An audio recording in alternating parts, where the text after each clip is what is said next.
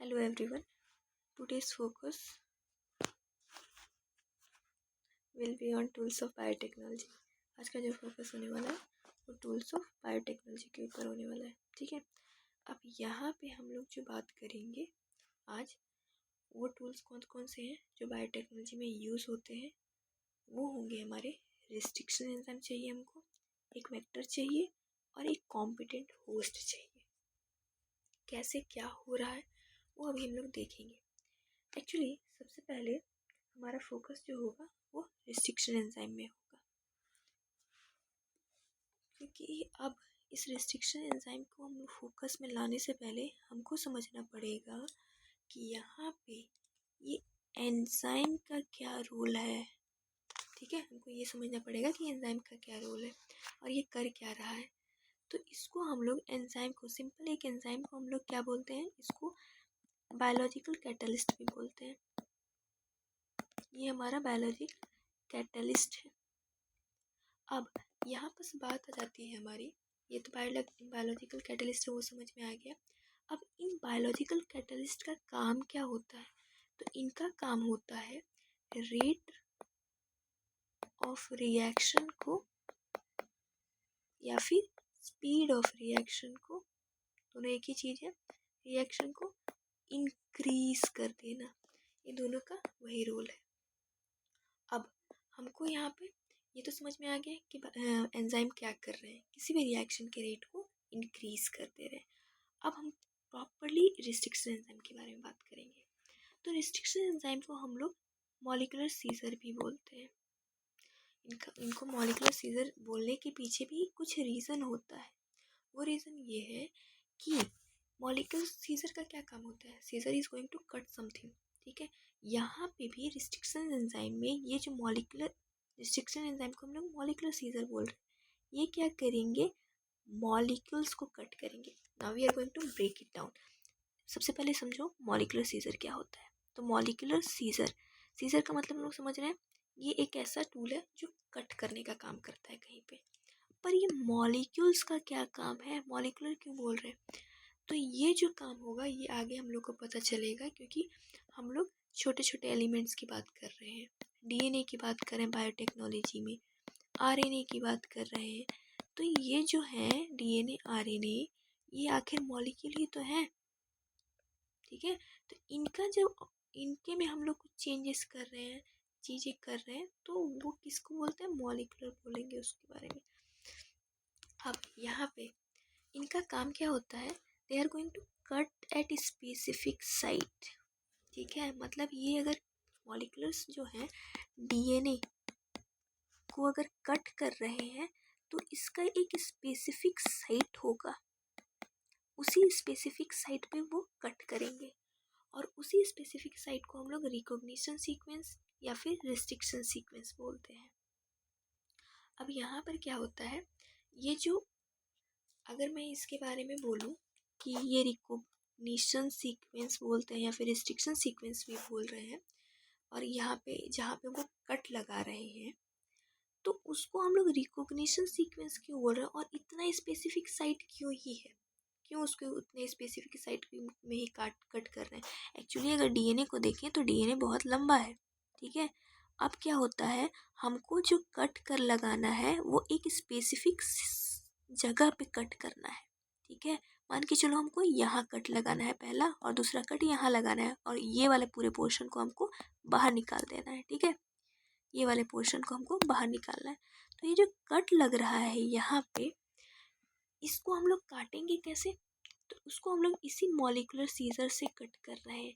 और अगर ये इसी जगह पे काट रहा है तो हुआ ना स्पेसिफिक साइट, तो इस स्पेसिफिक साइट को हम लोग क्या बोल रहे हैं, रिकॉग्निशन सीक्वेंस. बिकॉज कट करने से पहले इस मॉलिक्यूलर सीक्वेंस को, यहाँ पे जो हम लोग कट लगा रहे हैं, इस मॉलिक्यूलर सीक्वेंस को जहाँ हम लोग मान के चलिए ये हमारे पास डीएनए है, हमको यहाँ पे कट लगाना है, यहाँ पे कट लगाना है. तो इस सीक्वेंस को पहले क्या किया जाएगा, रिकॉग्नाइज करेंगे हम लोग. रिकॉग्नाइज जैसे ही कर लिए, अब इस स्पेसिफिक साइट को हम लोग कट करके बाहर निकाल देंगे, निकल गया बाहर. ठीक है, और इसी को हम लोग रिस्ट्रिक्शन सीक्वेंस भी बोल रहे हैं, क्योंकि यहाँ पे रिस्ट्रिक्शन एंजाइम क्या कर रहे हैं, कट लगा रहे हैं. अब इसकी स्पेसिफिसिटी की बात करते हैं, क्योंकि हम लोग स्पेसिफिक साइट बोल रहे हैं, ठीक है।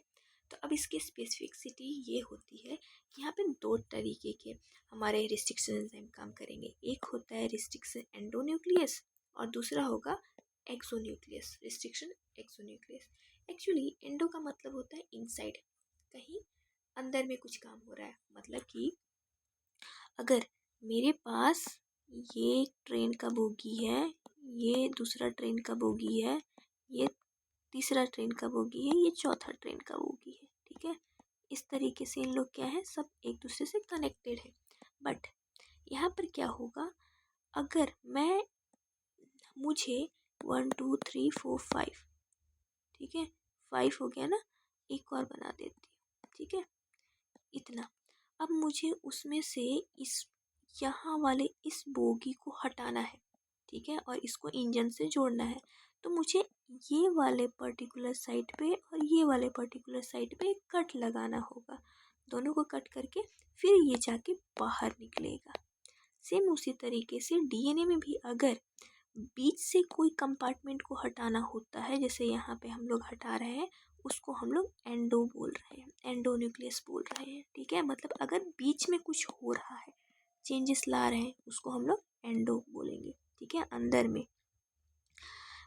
उसको हम लोग क्या बोल रहे हैं, एंडोन्यूक्लियस। सेम इसी तरीके से मान के चलो मेरे पास ये डीएनए का सीक्वेंस है, अगर मेरे को यहाँ पे और यहाँ पे कट लगाना है, इस सीक्वेंस को बाहर निकालना है, तो इसको मैं बोलूँगी एंडोन्यूक्लियस के हेल्प से, एंजाइम से मैं यहाँ पे कट लगाऊंगी और इसको बाहर निकाल दूंगी।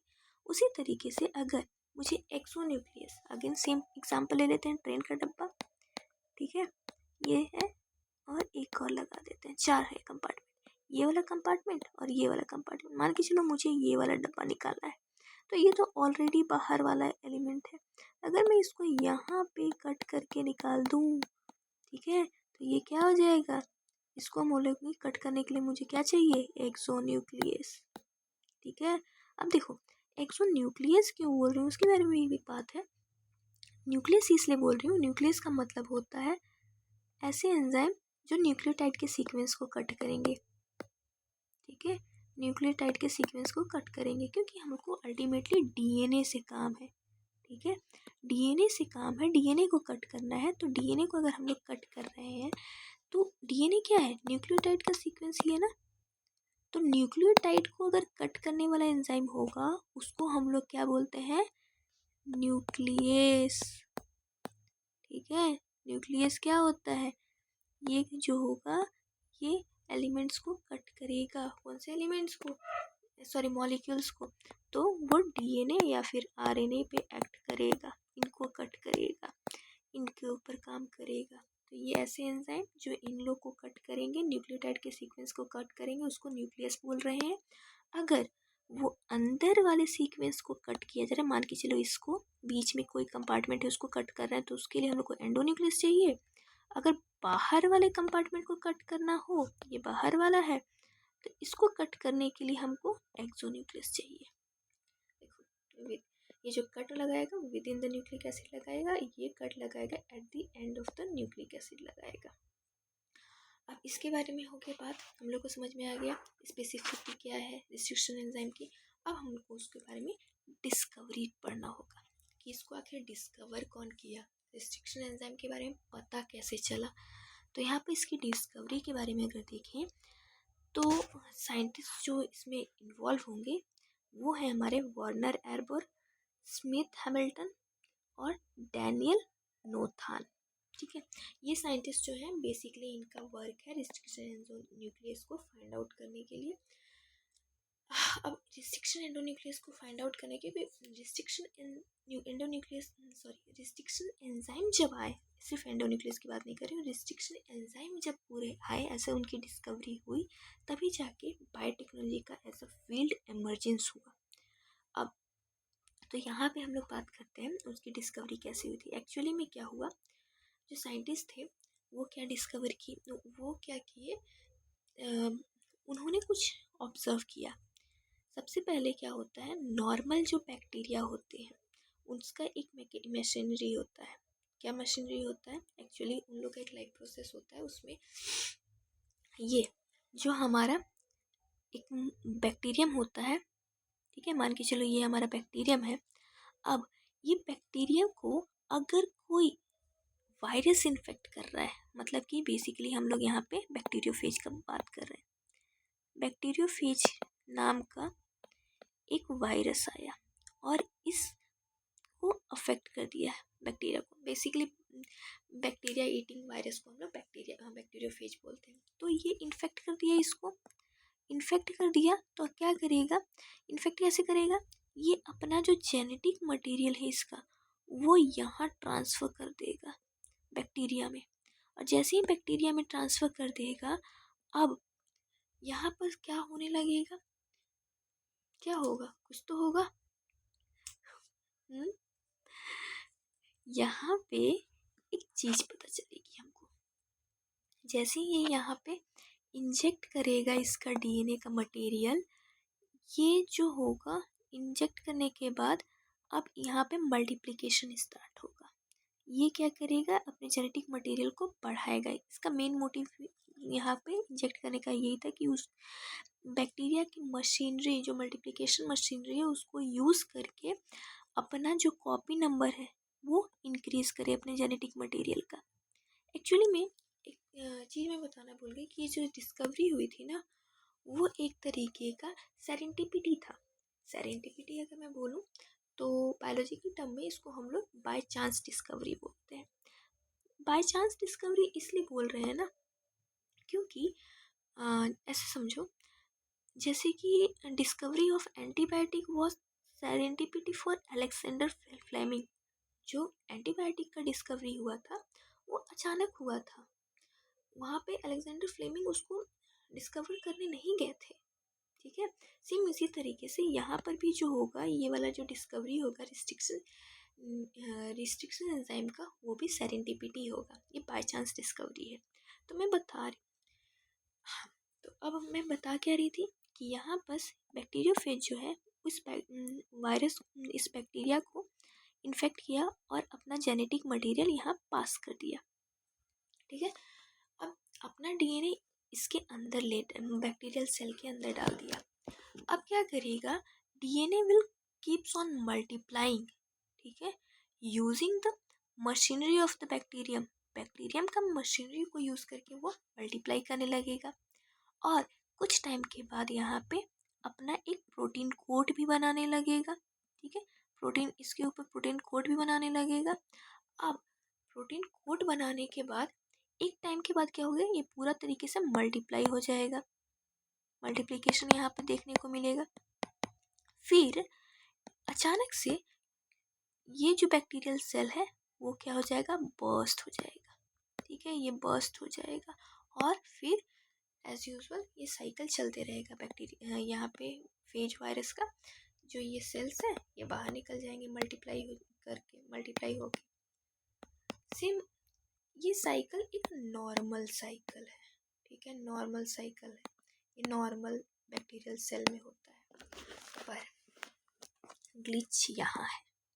एक्चुअली क्या हुआ, जब कुछ ऐसे भी बैक्टीरिया थे जिनमें आपके बैक्टीरियोफेज इन्फेक्ट तो कर रहे थे, अपनी जेनेटिक मटेरियल भी आगे पेनिट्रेट कर रहे थे, पर यहाँ पे थोड़ा सा अनयूजुअल देखने को मिला।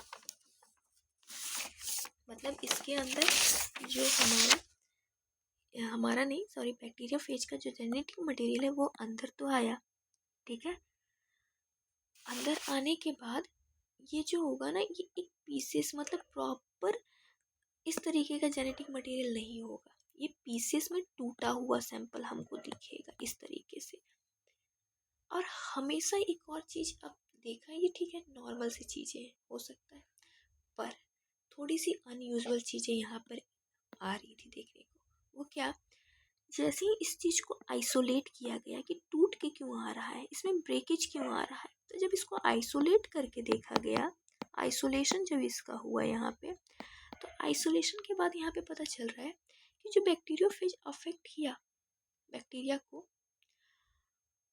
एक चीज़ नोटिस किया गया कि ये जो डीएनए का सीक्वेंस है, डीएनए का जो पीस प्रोड्यूस हुआ है उसका, वो जो डीएनए का पीस जो है वो इक्वल नंबर में बना है। ठीक है, साथ ही साथ यहाँ पे हमेशा देखा गया कि सेम नंबर प्रोड्यूस हो रहा है, मतलब इक्वल नंबर बना और सेम साइज के हैं, सब साइज भी इनका सेम है। तो अब इसके बारे में ये चीज़ साइज नंबर भी इक्वल बन रहा है, इक्वल नंबर पे बन रहा है और साइज भी सेम है। तो अब ये क्या हो गया, इसकी वजह से साइंटिस्ट जो है वो थोड़े से क्यूरियस हो गए। ठीक है, तो क्योंकि डिस्कवरी ये बहुत बड़ा क्वेश्चन मार्क था उनके लिए उस समय कि अगर यहाँ जो प्रोसेस हो रहा है, पूरे प्रोसेस जो हो रहे हैं बैक्टीरिया का यूज़ कर रहा है, पर यहाँ क्या हो जा रहा है, ऐसा क्या चीज़ है जो इसको रिस्ट्रिक्ट कर रहा है, इसके जेनेटिक मटेरियल को यहाँ ग्रो करने के लिए कुछ तो रिस्ट्रिक्ट कर रहा होगा ना।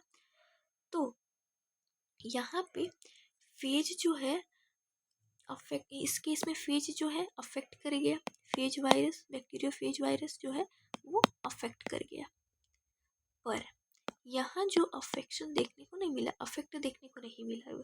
ठीक है, तो साइंटिस्ट को अब इसके बारे में वो क्यूरियोसिटी उनके अंदर आ गई। ठीक है, अब यहाँ पे इस क्वेश्चन मार्क को तो ख़त्म करना ही पड़ेगा, सॉल्व आउट करना ही पड़ेगा। तो जो फेज डीएनए है जो कटा हुआ है, अब इसके बारे में जब पता किया गया तो यहाँ पे कुछ ऐसे एंजाइम्स होते हैं जो इस अटैक को, जो अटैक कर रहा है बैक्टीरिया फेज को, उस अटैक को हिंडर कर रहा है, रिस्ट्रिक्ट कर रहा है, रोक रहा है। ठीक है, यहाँ पे कुछ सर्टन एंजाइम्स प्रेजेंट होंगे इस बैक्टीरिया में, कुछ ऐसे सर्टन एंजाइम्स होंगे जो इस फेज वायरस के अटैक को क्या करेगा, रिस्ट्रिक्ट करेगा, रोकेगा। ठीक है, अब तो रिस्ट्रिक्ट करेगा, उसी रिस्ट्रिक्ट करने की वजह से क्या हो जाएगा, ये बैक्टीरिया अफेक्टेड नहीं होगा।